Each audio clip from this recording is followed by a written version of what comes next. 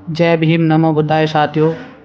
मैं मुनीश आप सभी का आपके अपने यूट्यूब चैनल भीम संदेश पर आपका स्वागत करता हूँ। आज संत शिरोमणि महाराज रविदास जी की जयंती है।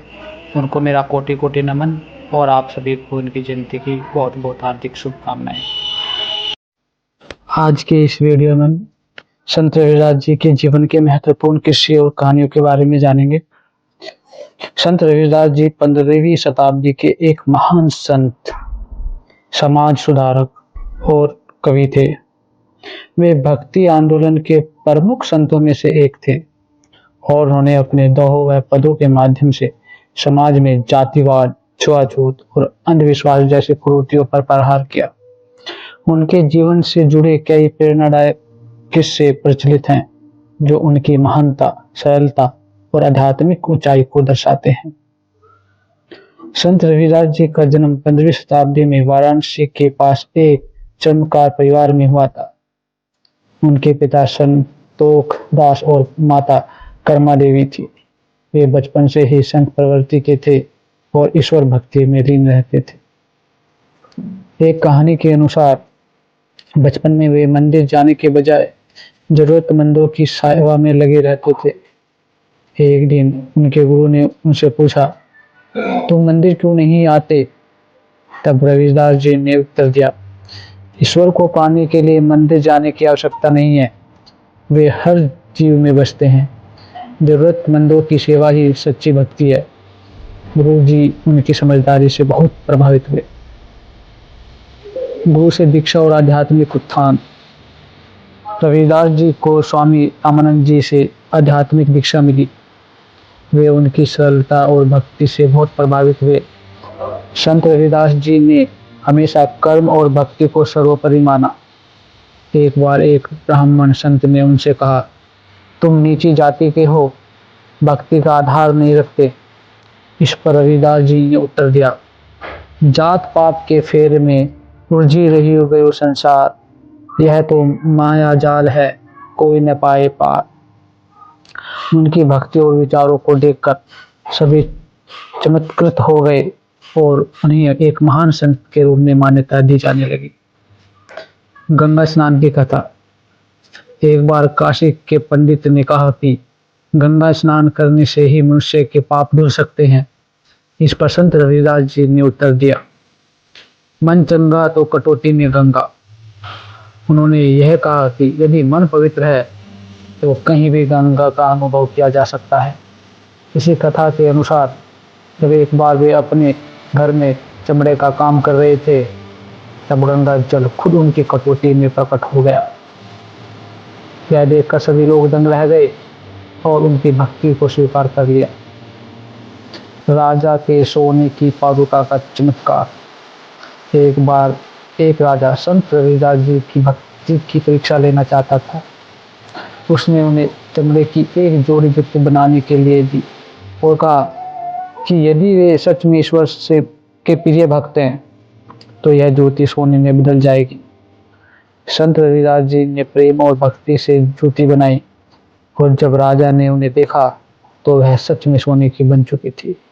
यह देखकर राजा उनकी भक्ति से प्रभावित हुआ और उनके शिष्य बन गए। महारानी झालर की भक्ति। मंदसौर की महारानी झालर बाई संत रविदास जी की भक्ति। एक बार उनके दरबार में संत रविदास जी को निमंत्रित किया गया। दरबार के कुछ दरबारी इस बात से असंतुष्ट थे कि एक चमत्कार को राजमहल में बुलाया जा रहा है। रविदास जी ने सभा में कहा, ईश्वर के दरबार में कोई ऊंचा नीचा नहीं होता, सच्ची भक्ति करने वाला ही सबसे बड़ा होता है। महारानी और अन्य सभी राज दरबारी उनकी भक्ति से प्रभावित हुए और उनका सम्मान करने लगे। संत कबीरदास और संत रविदास जी की भेंट। संत रविदास और संत कबीर दोनों ही समकालीन थे और दोनों ने समाज में व्याप्त कुरीतियों के विरुद्ध आवाज उठाई।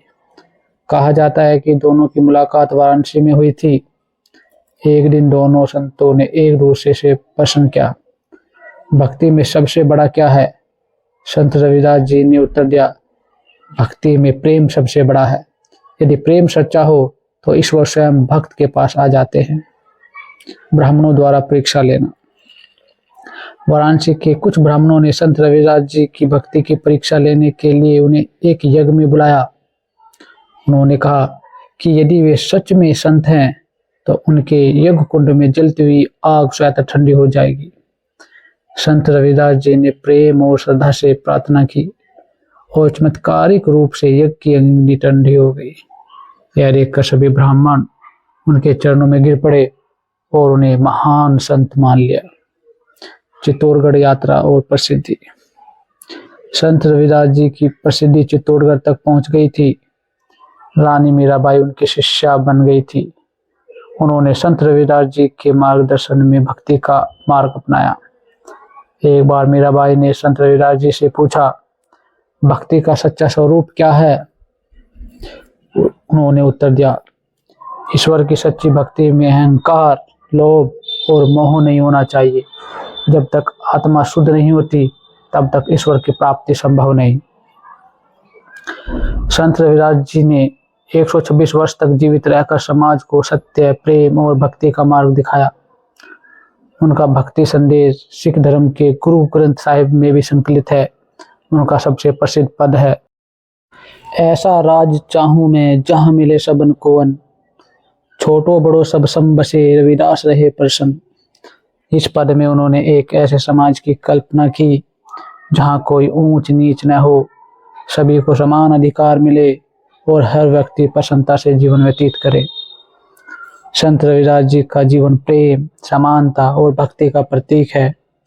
उनके विचार और शिक्षाएं आज भी हमें प्रेरणा देती हैं।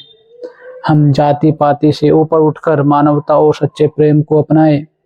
उनके भक्ति गीत और दोहे आज भी समाज को सच्चे मार्ग पर चलने की प्रेरणा देते हैं। जय हिंद साथियों।